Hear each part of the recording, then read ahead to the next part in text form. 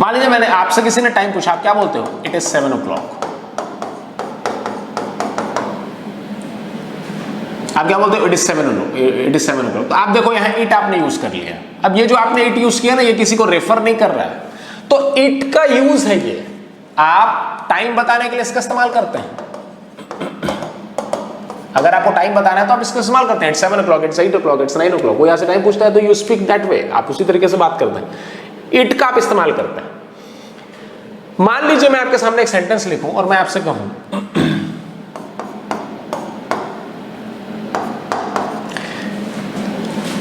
It is you who cheated मी। मैंने आपसे कहा it is you who cheated मी। अब ध्यान से देखो, यहां हमने कुछ लिखा है, वो तुम हो जिसने मुझे चीट किया। ध्यान समझना इस सेंटेंस को, it is you who cheated मी। अब मुझे एक बात बताइए, यहां सब्जेक्ट क्या है? यहां सब्जेक्ट क्या है?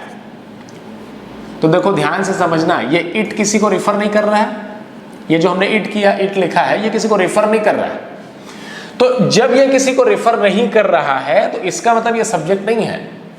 इस इट को हम यहां इंट्रोडक्टरी सब्जेक्ट कहते हैं। इस इट को हम यहां इंट्रोडक्टरी सब्जेक्ट कहते हैं। अब ये जो इंट्रोडक्टरी सब्जेक्ट है ना, इसका मतलब क्या है? ये ओरिजिनल सब्जेक्ट को इंट्रोड्यूस करता है। फिर से ध्यान से समझना, जब हमने, अगर मैं एक सेंटेंस लिखूं, मैं लिखूं I love chairs, I love chairs, ठीक है, मुझे चेयर्स पसंद है। This chair is comfortable,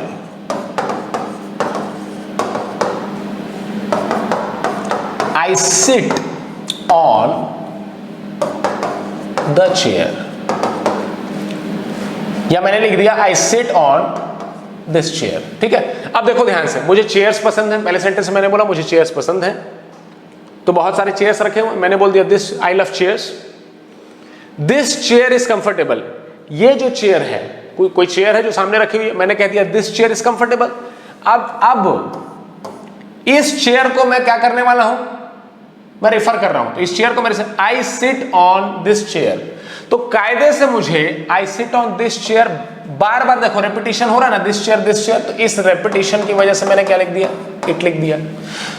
in this case it is a personal pronoun. ये जो इट है ये पर्सनल प्रोनाउन है। क्यों? क्योंकि ये किसे रिफर कर रहा है? ये इस चेयर को रिफर कर रहा है। लेकिन ध्यान से देखो इस सेंटेंस में it is you who cheated मी, तो भाई अगर it is you who cheated मी मैं बोल रहा हूं तो ये इट किसे रिफर कर रहा है? इट किसी को रिफर नहीं कर रहा है।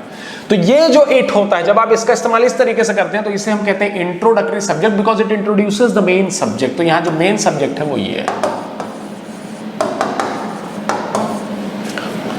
यहां जो मेन सब्जेक्ट है ना वो ये है। एक और एग्जांपल से समझना, हाय, आपने कहा हाय, इट इज मी। अब ध्यान से देखो, ये जो इट है ना ये किसी को रिफर नहीं कर रहा है। अगर ये किसी को रिफर नहीं कर रहा है तो ये यहां पर क्या हो गया? ये इंट्रोडक्टरी सब्जेक्ट है। अगर ये किसी को रिफर नहीं कर रहा तो ये यहां क्या है? ये इंट्रोडक्टरी सब्जेक्ट है। अब अगर ये इंट्रोडक्टरी सब्जेक्ट है तो मेन सब्जेक्ट कहीं आगे छिपा है। अगर ये मेन सब्जेक्ट है तो हटाओ इस मी को, यहां सब्जेक्ट लिखो, तो यहां लिखो आई, आपकी सेंटेंस सही होगी।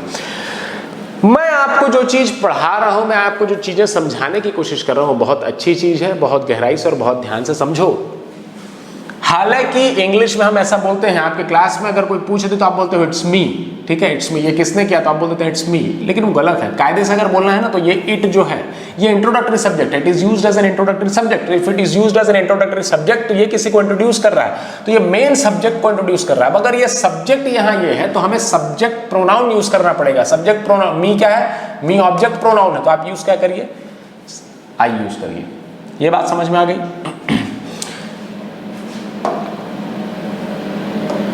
मान लीजिए आपके पास कोई आया, ठीक है, मान लीजिए आपके पास कोई आया और आपको बधाई दे रहा है, आपका हाथ पकड़ के आपको बधाई दे रहा है, ठीक है, उसको ऐसा लग रहा है आप फर्स्ट आए जबकि आप फेल हो गए। तो आप ये बताना चाह रहे हैं, आप बोले कि वो है जो फर्स्ट आया है, तो आप कैसे बोलेंगे? It is him who came first, या आप बोलेंगे it is he who came first. अब ध्यान से देखिए, इट इंट्रोडक्टरी सब्जेक्ट है, इसका मतलब मेन सब्जेक्ट छिपा हुआ है, मेन सब्जेक्ट को इंट्रोड्यूस कर रहा है, मेन सब्जेक्ट को इंट्रोड्यूस उसने कर दिया, मेन सब्जेक्ट को इंट्रोड्यूस कर दिया। ध्यान से देखो, ये ऑब्जेक्ट प्रोनाउन है, हमें चाहिए सब्जेक्ट, तो हटाओ इस हिम को और लिखो यहाँ ही। So this sentence is correct, it is he who came first, वो है जो फर्स्ट आया। तो पर्सनल प्रोनाउन हमने बहुत अच्छे समझा, ठीक है। मैं आशा करता हूं आपको समझ में आया होगा। हमने पर्सनल प्रोनाउन पढ़ा, पर्सनल प्रोनाउन और साथ साथ हमने पॉसेसिव पढ़ा। अब हम दूसरी शीट में जाएंगे और कोशिश करेंगे समझने का कि दूसरी शीट में है क्या। चलिए, ऑलराइट, देखो ध्यान समझना, हमने अभी तक के पढ़ लिया है personal pronoun and possessive pronoun. Personal pronoun में हमने पढ़ा सब्जेक्ट प्रोनाउन, ऑब्जेक्ट प्रोनाउन, इनकी दो लिस्ट तैयार की। पॉसेसिव प्रोनाउन में भी हमने पढ़ा है, दो तरीके से पॉसेसिव आपके सामने आते हैं। एक तरीका जो है जैसे माई आर, इसके साथ आपको क्या यूज करना पड़ेगा, नाउन यूज करना पड़ेगा। एक दूसरी कैटेगरी है, ठीक है, एक दूसरी कैटेगरी है जिसके आगे आपको नाउन करने की जरूरत नहीं है। इस पे बेस्ड कुछ क्वेश्चंस हैं, and by the help of those questions will try our level best to understand the concepts that we learn. चलिए, सबसे पहले आई वेंट विथ। अब ध्यान से देखो, ये रही प्रेपोजिशन। अब एक चीज हमेशा ध्यान में रखना, एक तो होती है वर्ब और एक तो होती है प्रेपोजिशन। वर्ब के आगे हमें चाहिए ऑब्जेक्ट, प्रेपोजिशन के आगे भी हमें चाहिए ऑब्जेक्ट। ये कॉन्सेप्ट दिमाग में अच्छे से रखना। कॉन्सेप्ट अगर दिमाग में अच्छे से रहेगा ना तो आपको सारी चीजें अच्छे से ढंग से समझ में आएगी। आई वेंट विथ हो गई हमारी प्रेपोजिशन। अब अगर ये प्रेपोजिशन हो गई तो यहां हमें चाहिए ऑब्जेक्ट। ध्यान से देखो, शी सब्जेक्ट है, हर ऑब्जेक्ट है, तो यहां हमने लिखा हर। हर हर Mahadev. I went with her to see. ध्यान से देखो, ये हो गई वर्ब। अब वर्ब के आगे क्या चाहिए, वर्ब के आगे चाहिए हमें, अभी हमने पढ़ा ना, वर्ब के आगे क्या चाहिए, ऑब्जेक्ट चाहिए। दे सब्जेक्ट होता है, ऑब्जेक्ट, तो ये ऑब्जेक्ट है तो हम लिखेंगे देम। तो यहां आपने लिखा them. Dash will all come together. ध्यान से देखो, ये रहा विल कम, ये हो गई हमारी वर्ब, ठीक है। Dash will come together. अब विल कम टुगेदर, इसका मतलब ये होगा यहां में चाहिए सब्जेक्ट। वी होता है सब्जेक्ट, अस होता है इसका करस्पॉन्डिंग ऑब्जेक्टिव प्रोनाउन, तो हमें चाहिए सब्जेक्ट। सब्जेक्ट के अकॉर्डिंग हमने लिख दिया वी। विथ हो गई आपकी प्रेपोजिशन, भैया अभी पढ़े हैं, ये हो गई हमारी प्रेपोजिशन। अगर प्रेपोजिशन हो गई तो इसके आगे ही नहीं चाहिए, इसके आगे चाहिए ऑब्जेक्ट। प्रेपोजिशन और वर्ब के चाहिए सामने होता है ऑब्जेक्ट। दिमाग में अपने जहन में डाल लेना इन चीजों को ध्यान से। Some letters have come. अब देखो ध्यान से, ये रहा प्रेपोजिशन फ्रॉम। प्रेपोजिशन के आगे क्या चाहिए, सब्जेक्ट चाहिए। नाना बाबा गलत जा रहे हो, इसे चाहिए तो यहां लिखो हर। फॉर क्या है, प्रेपोजिशन। प्रेपोजिशन के आगे क्या चाहिए, सब्जेक्ट चाहिए, ऑब्जेक्ट चाहिए, नहीं चाहिए तो यहां चाहिए ऑब्जेक्ट, ये हो गई मी। डैश टोल्ड, ये रहा वर्ब। अगर ये वर्ब है तो वर्ब के पहले चाहिए सब्जेक्ट, तो सब्जेक्ट के अकॉर्डिंग हमने लिखा दे टोल्ड। टोल्ड के आगे क्या आएगा, वर्ब आएगा। आई नहीं बाबा, मी लिखो, ठीक है जी। मेनी थिंग्स, अबाउट हो गई आपकी प्रेपोजिशन। अबाउट ही नहीं चाहिए, हिम चाहिए। सारे के सारे क्वेश्चंस इस दो कॉन्सेप्ट की मदद से हमने खत्म कर डाले। देखो सारे के सारे कॉन्सेप्ट ढंग से अगर आपने पढ़ी ये चीजें तो आप गलती नहीं कर पाओगे ग्रामर में। देखो ध्यान से, थॉट, इट वॉज, देखो यहां में चाहिए subject, so I, it was.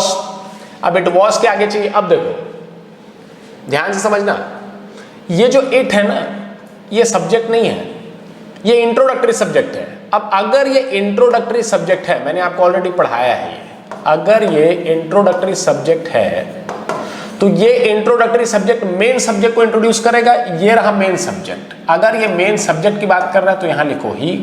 So I thought it was he coming to, यहां चाहिए हमें इसके आगे ऑब्जेक्ट, तो ऑब्जेक्ट के अकॉर्डिंग आपने लिखा मी, ठीक है जी। तो ध्यान रखना इन चीजों का, ये इंट्रोडक्टरी सब्जेक्ट है, ये इट किसी को रिफर नहीं कर रहा है। फिर से ध्यान से सुन लो, इट किसी को रिफर नहीं कर रहा है। इसका एक तरीका होता है इस्तेमाल करने का, और वो होता है कि जब ये इंट्रोडक्टरी सब्जेक्ट होता है तो ये अपने आगे आने वाले मेन सब्जेक्ट को इंट्रोड्यूस करता है। Mister Smith and dash are great friends. अब देखो ये आर हो गई वर्ब, वर्ब के पहले क्या सब्जेक्ट आएगा, ठीक है जी। सो मिस्टर स्मिथ एंड, अब हमें चाहिए सब्जेक्ट, तो हिम तो हो गया ऑब्जेक्ट, इसी के अकॉर्डिंग आपने लिखा क्या, subject. So mister Smith and he are great friends. ध्यान समझा, mister Smith and he are great friends. I must see, अब ये जो मस्ट सी हो गई आपकी वर्ब, वर्ब के पहले क्या आएगा, सब्जेक्ट आएगा। सब्जेक्ट के अकॉर्डिंग हमने क्या चूज किया, आई चूज किया, ठीक है जी। इसके आगे हमें क्या चाहिए, ऑब्जेक्ट चाहिए, तो ऑब्जेक्ट के अकॉर्डिंग हमने क्या यूज कर दिया, her. So I must see her, dash wants to see. अब देखो वांट्स ये हो गई हमारी वर्ब, तो वांट्स के पहले क्या आएगा, सब्जेक्ट आएगा, शी वांट्स टू सी मी। मी क्यों आ गया, क्योंकि ऑब्जेक्ट है, तो ऑब्जेक्ट के अकॉर्डिंग हमने लगा दिया मी। बड़ा आनंद आता है खेल खेल में जब चीजों को सीख जाओगे तो धन्य हो जाएगा तुम्हारा जीवन। केम हियर, अब देखो केम वर्ब हो गई, वर्ब के पहले क्या चाहिए, सब्जेक्ट चाहिए, सब्जेक्ट के अकॉर्डिंग हमने क्या की यूज किया, ही। विद क्या है, आपकी प्रेपोजिशन, विद क्या है, विद प्रेपोजिशन है, प्रेपोजिशन के आगे चाहिए ऑब्जेक्ट, हटाओ इस वी को, लिखो क्या, अस। ही हमारी सब्जेक्ट है, टुक हो गई वर्ब, वर्ब के आगे क्या चाहिए, ऑब्जेक्ट, ऑब्जेक्ट है इसलिए हमने क्या यूज कर लिया, हर टू द पिक्चर्स। बहुत इजी हो जाता है समझना। क्या देखो एक चीज ध्यान में रखना, कभी भी सब्जेक्ट ऑब्जेक्ट प्रोनाउन की बात हो तो अगर आपको लिखा मिले क्या, प्रेपोजिशन, तो प्रेपोजिशन के आगे आती है ऑब्जेक्ट, और अगर आपको लिखा मिले वर्ब तो वर्ब के आगे आती है ऑब्जेक्ट। ठीक है, इस कॉन्सेप्ट को हमेशा याद रखना।